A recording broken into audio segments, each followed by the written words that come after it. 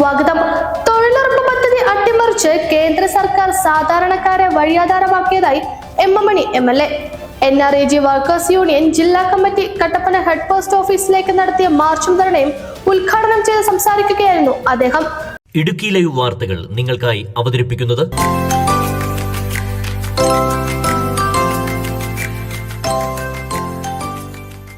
പഴയ ബസ് സ്റ്റാൻഡിൽ നിന്ന് ആരംഭിച്ച മാർച്ചിൽ തൊഴിലാളികളും കർഷകരും ഉൾപ്പെടെ ഒട്ടേറെ പേർ പങ്കെടുത്തു.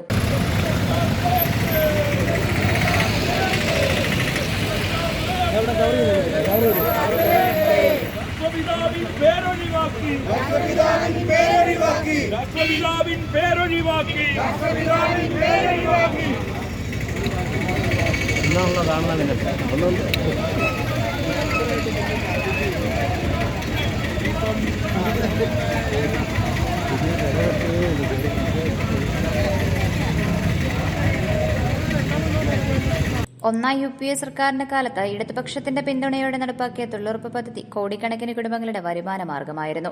ഗ്രാമീണ മേഖലകളുടെ വികസനം ഇതിലൂടെ സാധ്യമാക്കി. എന്നാൽ അധികാരത്തിലെത്തിയ ശേഷം മോദി സർക്കാർ പദ്ധതി വിഹിതം വെട്ടിക്കുറച്ചു. ഏറ്റവും ഒടുവിൽ പദ്ധതിയും അട്ടിമറിച്ചു. രാഷ്ട്രപിതാവിന്റെ പേരും ഒഴിവാക്കിയെന്നും MM മണി കുറ്റപ്പെടുത്തി. സംസ്ഥാന ഗവൺമെന്റ് കേന്ദ്ര ഗവൺമെന്റ് പരിമിതമായ സഹായം ചെയ്യും. ബാക്കി മുഴുവൻ ബാധ്യതയെ ഒന്നാമത് തന്നെ പാപ്പരീകരണത്തെ നേരിടുന്ന സംസ്ഥാന ഗവൺമെന്റുകളുടെ തലയിൽ കെട്ടിവെച്ച് ഭാവിയിൽ ഈ നിർമ്മാണ പ്രവർത്തനം, ഈ വികസന നയം, ഈ തൊഴിലുറപ്പ് നിയമം തന്നെ ഇല്ലാതാക്കാനുള്ള ഭ്രാന്തൻ ആശയമാണ് സാക്ഷാൽ നരേന്ദ്രമോദിയും അദ്ദേഹത്തിന്റെ നേതൃത്വത്തിലുള്ള കേന്ദ്ര ഗവൺമെന്റ് സ്വീകരിക്കുന്ന കാര്യം ഞാൻ ഈ സന്ദർഭത്തിൽ ചൂണ്ടിക്കാണിക്കാൻ ആഗ്രഹിക്കുന്നു. നമുക്കറിയാം, ഗാന്ധിജിയുടെ നാമം പോലും ഇവർക്ക് ഭയമാണ്. ഗാന്ധിജിയെ ക്രാന്തിഘാതകന്മാർ ഇന്ത്യ ഭരിക്കുന്നു എന്ന നാണയക്കേടാണ് ഇന്ത്യ പേറുന്നെന്ന കാര്യം ഞാൻ ഈ സന്ദർഭത്തിൽ ഓർമ്മപ്പെടുത്തുവാൻ. CPIM ജില്ലാ സെക്രട്ടറി CV വർഗീസ് മുഖ്യപ്രഭാഷണം നടത്തി. അങ്ങനെ ഓരോ മേഖലയിൽ നിലപാട് സ്വീകരിക്കുമ്പോൾ നമുക്കുള്ള പദ്ധതി വിഹിതം തരുന്നില്ല എന്ന് മാത്രമല്ല, ഉള്ള പദ്ധതി വിഹിതങ്ങൾ തന്നെ വെട്ടിക്കുറച്ച് നമ്മളെ സാമ്പത്തികമായി ഞെരുക്കുമ്പോൾ സാധാരണക്കാരെ കൈവശത്തേക്ക് വരേണ്ട ഗ്രാമീണ തൊഴിലുറപ്പ് പദ്ധതിയെയും അതിൻ്റെ അടിസ്ഥാനത്തെ തകർക്കാൻ വേണ്ടിയുള്ള നിലപാട് സ്വീകരിക്കും. അതിൻ്റെ ഭാഗമായിട്ടാണ് ഈ പദ്ധതി എങ്ങനെയാണ് തകർക്കാൻ നിലപാടെടുക്കുന്നത്. കേന്ദ്ര ഗവൺമെൻറ് നമുക്ക് നമ്മുടെ നാടിൻ്റെ വികസനത്തിന് വേണ്ടി സമീപനം സ്വീകരിക്കുമ്പോൾ പ്രാദേശിക വികസന മേഖലയിൽ കേന്ദ്രാവിഷ്കൃത പദ്ധതി കൊണ്ടുവരുമ്പോൾ 25% നാം മുടക്കുന്നതെങ്കിൽ അത് കേന്ദ്ര ഗവൺമെൻറ് പതിവ് പറഞ്ഞു പറ്റില്ല, 40% നിങ്ങൾ മുടക്കണം. ദേശീയപാതകൾ സൃഷ്ടിക്കപ്പെടുന്നതിന് ആവശ്യമായ ഭൂമി എടുത്തു കൊടുക്കുമ്പോൾ, അതിനാവശ്യമായ പണം മുടക്കുമ്പോൾ 25% മുടക്കേണ്ടിടത്തേക്ക് 40% വർദ്ധിപ്പിച്ചു.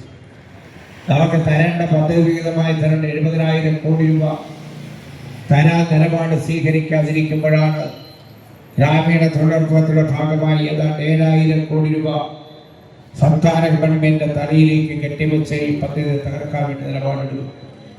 ഇതിനെതിരായി നമ്മുടെ രാജ്യത്തെ ജനങ്ങളിൽ പ്രതിഷേധം ഉയർന്നു വരേണ്ടതുണ്ട്. എന്നാലേ പ്രതിഷേധത്തിന് മുമ്പിലേക്ക് വരുന്നുള്ള ഏതെങ്കിലും രാഷ്ട്രീയ പ്രസ്ഥാനമായ കോൺഗ്രസ് മഹാത്മാഗാന്ധിയെ ഓർത്തു നിൽക്കുന്ന കോൺഗ്രസ് ഈ കാര്യത്തെ പ്രതിഷേധത്തിനുള്ള ഇല്ല. എവിടെയാണ് നിൽക്കുന്നത്? അവരിങ്ങനെ കേരളത്തിൽ കഴിഞ്ഞ തദ്ദേശ സ്വയംഭരണ തെരഞ്ഞെടുപ്പുണ്ടായ പുതിയ നിയമപ്രകാരം 7,000 കോടി രൂപയുടെ അധിക ബാധ്യതയാണ് സംസ്ഥാനത്തിന് അടിച്ചേൽപ്പിച്ചത്. കാർഷിക മേഖലയെ ഒഴിവാക്കുകയും ചെയ്തു. എന്നാൽ ജനദ്രോഹ വിഷയത്തിൽ പ്രതിഷേധിക്കാനോ കേന്ദ്രത്തിനെതിരെ സമരം നടത്താനോ കോൺഗ്രസ് തയ്യാറായിട്ടില്ല എന്നും കേരള കോൺഗ്രസ് ഇടതുമുന്നണിയിൽ ഉറച്ചു നിൽക്കുമെന്നും നേതാക്കൾ വ്യക്തമാക്കി. എന്നാൽ വലതുപക്ഷ മാധ്യമങ്ങളെ കൂട്ടുപിടിച്ച് കോൺഗ്രസ് UDF നേതാക്കൾ വ്യാജ പ്രചരണം നടത്തുകയാണെന്നും CV വർഗീസ് കുറ്റപ്പെടുത്തി. ധർണയിൽ യൂണിയൻ സംസ്ഥാന കമ്മിറ്റി അംഗം മെറീന ജോൺ അധ്യക്ഷയായിരുന്നു. CPIM സംസ്ഥാന കമ്മിറ്റി അംഗം KP മേരി, CITU ജില്ലാ സെക്രട്ടറി KS മോഹനൻ, CPIM ജില്ലാ സെക്രട്ടറി അംഗങ്ങളായ PS Rajan, KV Sasi, Muhammad Faisal, KSKTU ജില്ലാ സെക്രട്ടറി MJ മാത്യു, യൂണിയൻ ജില്ലാ സെക്രട്ടറി KP സുമോദ്, നേതാക്കളായ VR Saji, Mathew George, Nishanth V Chandran, M Latheesh എന്നിവർ സംസാരിച്ചു. Idukki live news Kattappana. Idukki live വാർത്തകൾ നിങ്ങൾക്കായി അവതരിപ്പിച്ചത്